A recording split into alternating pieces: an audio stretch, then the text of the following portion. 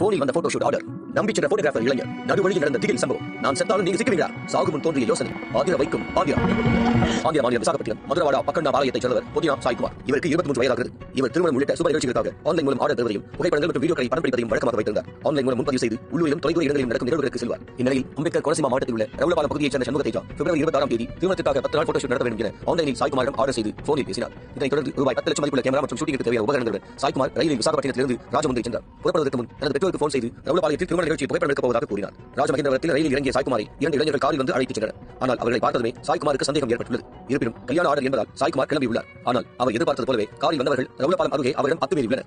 இருவரும் சேர்ந்து சாய்குமாரை கொலை செய்து உடலை புதைத்துவிட்டு கேமரா மற்றும் உபகரணங்களை எடுத்துச் சென்றனர். தான் கொலையாவதற்கு முன் சாய்குமார் ராஜமுந்திரியில் இறங்கியவுடன் எனக்கு சந்தேகமாக இருக்கிறது, தெரியாதவர்கள் அழைத்தவுடன் வந்துவிட்டேன், எனது போன் பயன்பாட்டில் இல்லாவிட்டால் ஆர்டர் கொடுத்து அழைத்துச் சென்ற சண்முக தேஜா செல்போன் எண் மற்றும் தன்னை அழைத்துச் சென்ற காரை பின்னால் இருந்து எடுத்த போட்டோ விவரங்களை அனுப்பியிருக்கிறேன் என்ற தகவலை பெற்றோருக்கு அனுப்பினார். சாய்குமார் திருமண நிகழ்ச்சி என்று கூறி சென்றதால் பெற்றோர் பெரிதாக எடுத்துக் கொள்ளவில்லை. ஆனால் 3 நாட்களாகியும் சாய்குமாரிடமிருந்து போன் வரவில்லை. போன் வேறு சுவிட்ச் ஆஃப் செய்யப்பட்டிருந்ததால் மகன் எங்கிருக்கிறார் என்ற விவரம் தெரியாததால் விசாகப்பட்டினம் பிஎம் பாலம் காவல் நிலையத்தில் பெற்றோர் தரப்பில் புகார் அளித்தனர். சாய்குமார் காணாமல் போனதாக வழக்கு பதிவு செய்து விசாரணை நடத்திய காவல்துறையினர் சாய்குமாரின் தொலைபேசி அழைப்பு தரவுகளின் அடிப்படையில் சண்முக தேஜாவை அடையாளம் கண்டனர். அவருடைய செல்போன் எண்ணை கொண்டு கண்டுபிடிக்க முயன்றனர். ஆனால் அவருடைய செல்போன் சுவிட்ச் ஆஃப் செய்யப்பட்டிருந்தது. சண்முக தேஜாவின் முகநூல் பக்கத்தில் விசாகப்பட்டினத்தைச் சேர்ந்த பெண்ணுடன் பழக்கம் இருப்பதை தெரிந்து கொண்ட காவல்துறையினர் அந்த பெண்ணின் முகநூல் ஐடியிலிருந்து சாட் செய்தனர். அதற்கு சண்முக தேஜாவும் ரிப்ளை செய்ய அவர் இருக்கும் இடத்தை ஐபிஎன் ஆதார் மூலம் கண்டறிந்து சென்ற காவல்துறையினர் கைது செய்தனர். மேலும் நடைபெற்ற விசாரணையில் சாய் சண்முக தேஜா மற்றும் ராஜு ஆகியோரால் கொலை செய்யப்பட்டு ஜோடா அருகே உடல் புதைக்கப்பட்டது தெரிய வந்தது. வருவாய்த்துறை அதிகாரிகளின் உதவியுடன் போலீசார் ஞாயிற்றுக்கிழமை சடலத்தை தோண்டி எடுத்து மருத்துவ நிபுணர்கள் குழு சம்பவ இடத்திலேயே பிரேத பரிசோதனை செய்தனர். சண்முக தேஜா வீட்டிலிருந்து புகைப்பட கருவிகளையும் போலீசார் பறிமுதல் செய்தனர். இந்த கொலை வழக்கு குறித்து விசாகப்பட்டினம் காவல் ஆணையர் ரவிசங்கர் பேசிய போது திருமணங்களுக்கு ஆன்லைனில் முன்பதிவு செய்வதில் பெயர் பெற்ற சாய்குமார் பிப்ரவரி 26 அன்று ரவுலபாலத்தில் 2 வாடிக்கையாளர்களிடமிருந்து அப்பாயின்மெண்ட் பெற்றார். படப்பிடிப்பு குறித்து பெற்றோரிடம் தெரிவித்துவிட்டு தனது உபகரணங்களுடன் புறப்பட்டார். இருப்பினும் ராஜமுந்திரியை அடைந்ததும் அடையாளம் தெரியாத இருவர் அவரை அழைத்துச் சென்றதாக கூறப்படுகிறது.